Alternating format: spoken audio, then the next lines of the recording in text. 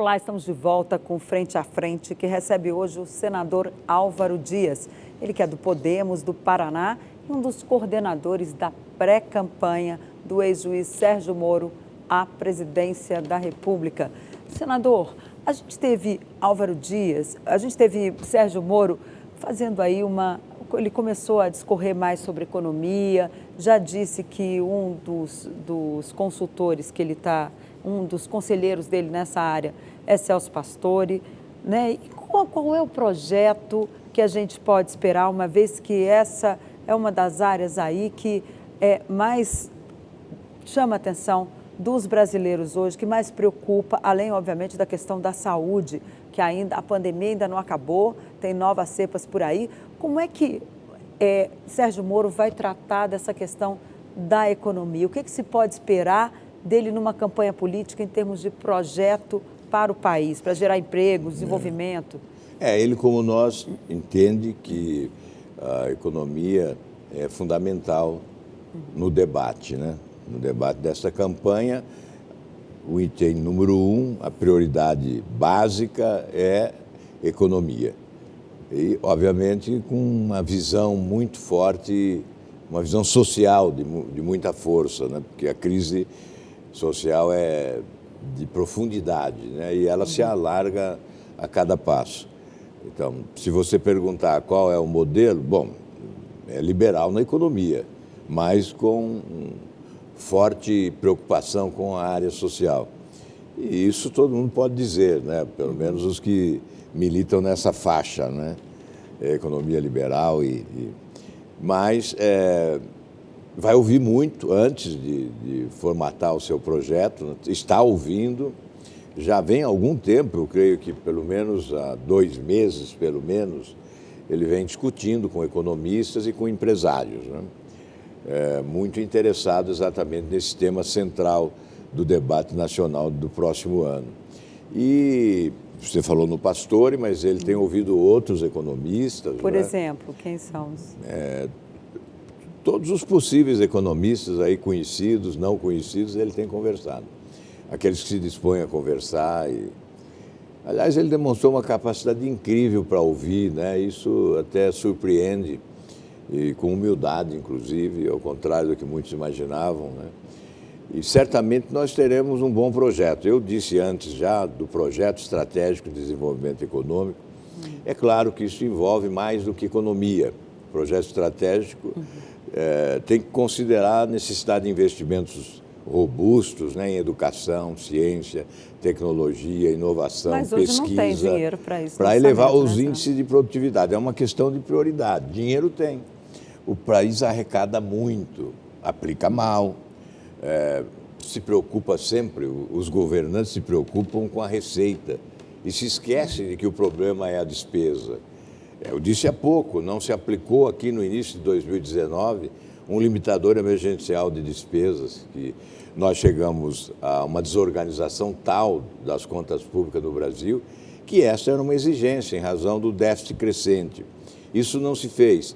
Então, esse projeto estratégico, que eu chamo de estratégico, e que é um atraso de tantas décadas, eu não diria aqui quantas décadas, mas certamente nós não sairemos dessa armadilha da renda média se não fizermos essa opção de investimento para elevar os índices de produtividade. Isso nos permitirá escapar da armadilha da renda média e alcançar o patamar dos países desenvolvidos, não é?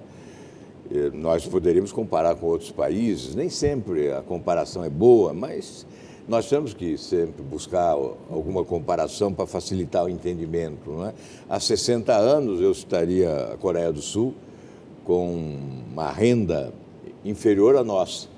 E hoje, em razão exatamente dos investimentos nestas áreas, não é? Ela tem uma renda muito superior à nossa, a Coreia do Sul. E outros países poderiam ser citados também. Então, é essencial que no projeto do Podemos, do Sérgio Moro, isso seja considerado devidamente. Senador, eu costumo muito falar de orçamento, porque no orçamento está a alma de um país, está o mapa, né?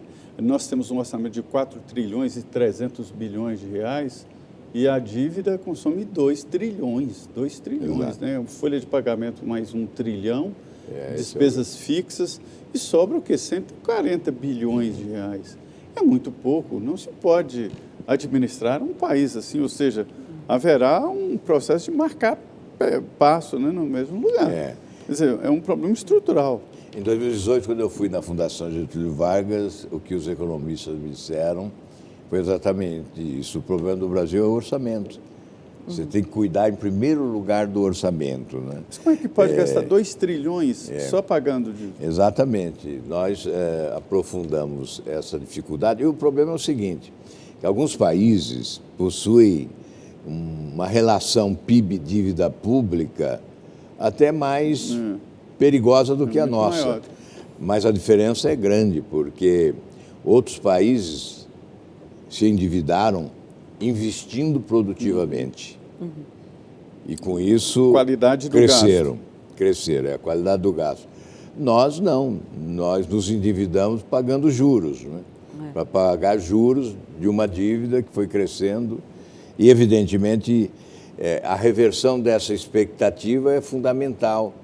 A administração da dívida pública, né, certamente é fundamental para o país voltar a crescer de conformidade com as potencialidades econômicas. Um país que tem as potencialidades do Brasil não pode continuar com esses índices de crescimento que são inferiores.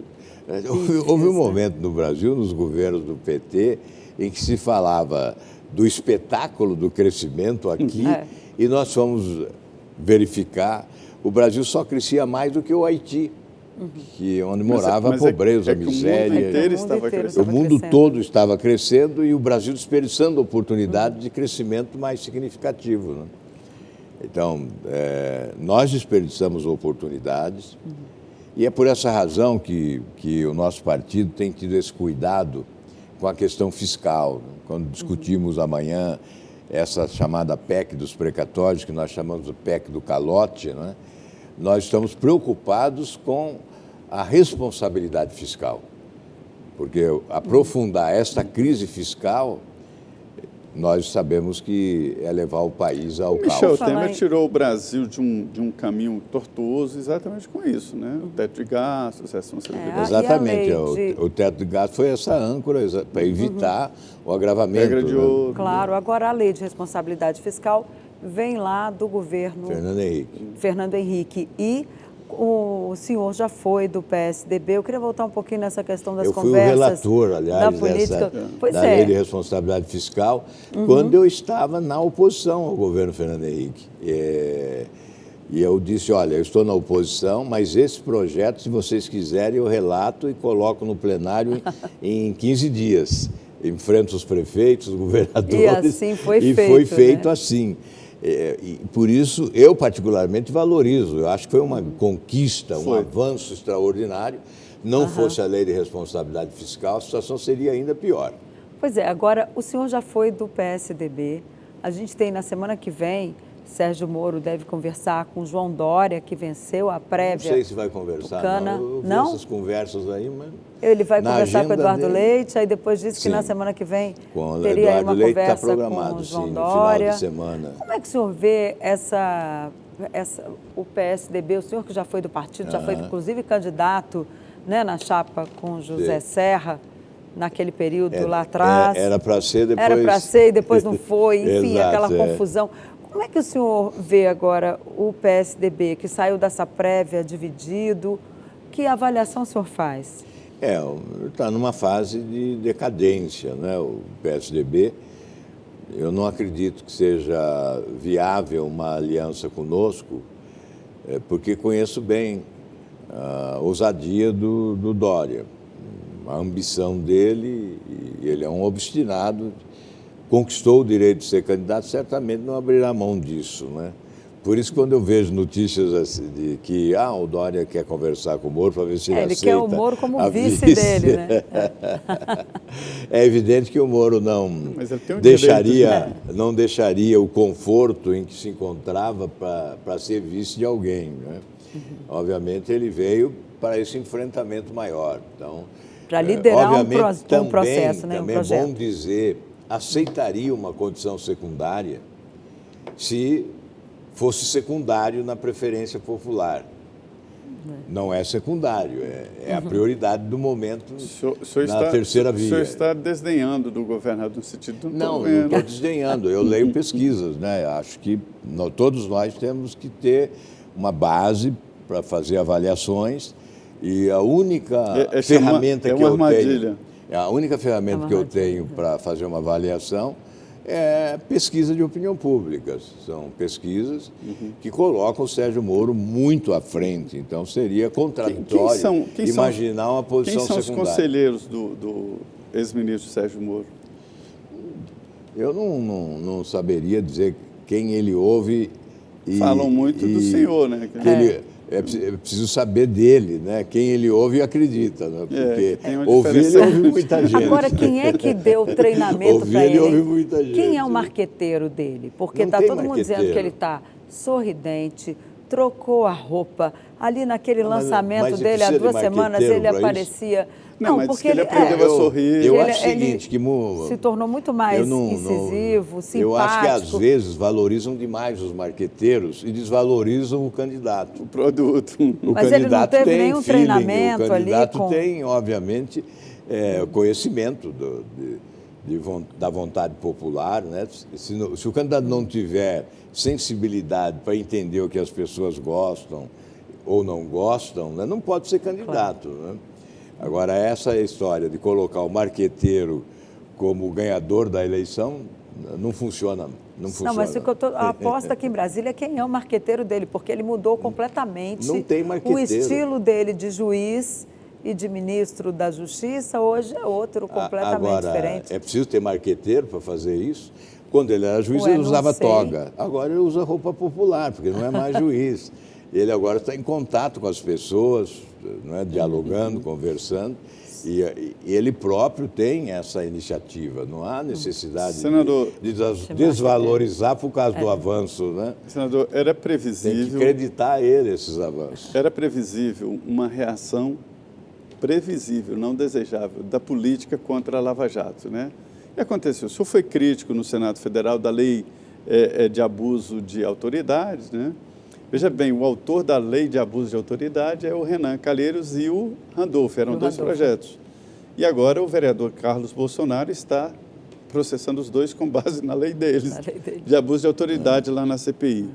E outros. Hoje, por exemplo, houve um pé no freio muito grande da prisão em segunda instância, que é um projeto que o senhor também defende. Quer dizer, existe mesmo uma ação política muito forte contra esta Lava Jato que aconteceu e contra possibilidades futuras de grupos assim?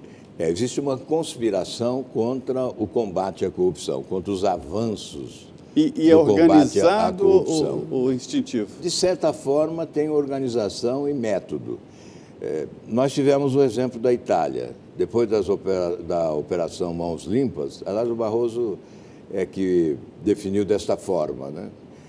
Na Itália, depois da Operação Mãos Limpas, a corrupção conquistou impunidade.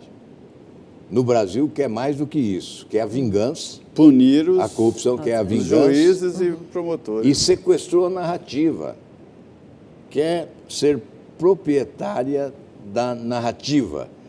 A narrativa que se faz é aquela que defende o Supremo Tribunal Federal e as suas decisões, anulando sentenças, considerando o juiz suspeito, acabando com a prisão em segunda instância. Agora, precisa ver qual narrativa o povo consagra. Essa discussão dos preciosismos jurídicos, né, dos tribunais e da academia, não chegará às ruas. Às ruas chegará uma outra discussão. O que houve no Brasil? Houve roubo ou não houve roubo? Isso é que chegará. Aquele dinheiro que devolveu, não devolveu. Pois é. Onde é que está aquela mala? Só o Pedro Barusco devolveu 97 milhões de dólares. O Paulo Roberto Costa devolveu né? 101 milhões de reais. Cargo baixíssimo na Petrobras, um gerente, né? Pois é. Então, como é que você vai convencer a população que não houve corrupção se houve devolução de tanto dinheiro, né?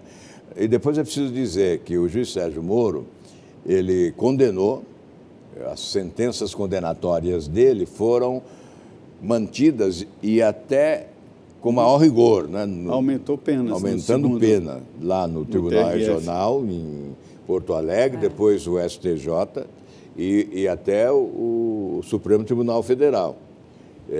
Portanto, no caso das sentenças do ex-presidente Lula, foram 9 magistrados, não foi só o Sérgio Moro. E depois, é evidente que fica sob suspeição aquilo que eu disse antes sobre esse modelo de escolha.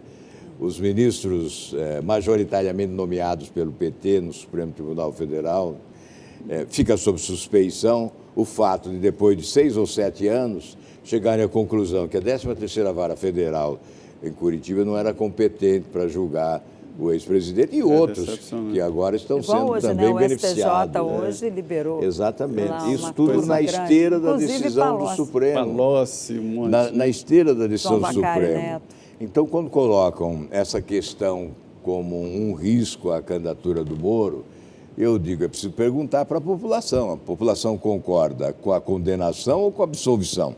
Perfeito. A população concorda com a decisão do Supremo ou do juiz e dos juízes, dos magistrados que condenaram e levaram à prisão? Portanto, essa é a questão que tem que ser discutida nas ruas do país. Perfeito. Frente a frente, falando aqui diretamente com política, com quem está no dia a dia da política. Senador, muito obrigado, muito boa noite. Boa noite, eu que agradeço aí. Desculpa o cansaço de hoje, viu? Não, foi vamos conversar uma maratona mesmo, né, senador? Eu imaginei que eu ia descansar agora à noite e vocês me convocaram para essa empreitada. Eu vim com satisfação. Muito bem, muito obrigado. Muito boa noite, Denise. Boa noite, Zé Maria. Boa noite, senador. Boa noite, muito obrigada por esse cansaço todo de ter aqui para brindar os nossos telespectadores com as suas informações. E boa noite para você que nos assistiu. Muito bem, é isso aí. Mais um Frente a Frente, fim do ano chegando aí. Nós estamos aqui firme, acompanhando exatamente todos os pontos da política. Muito obrigado, viu? Muito boa noite.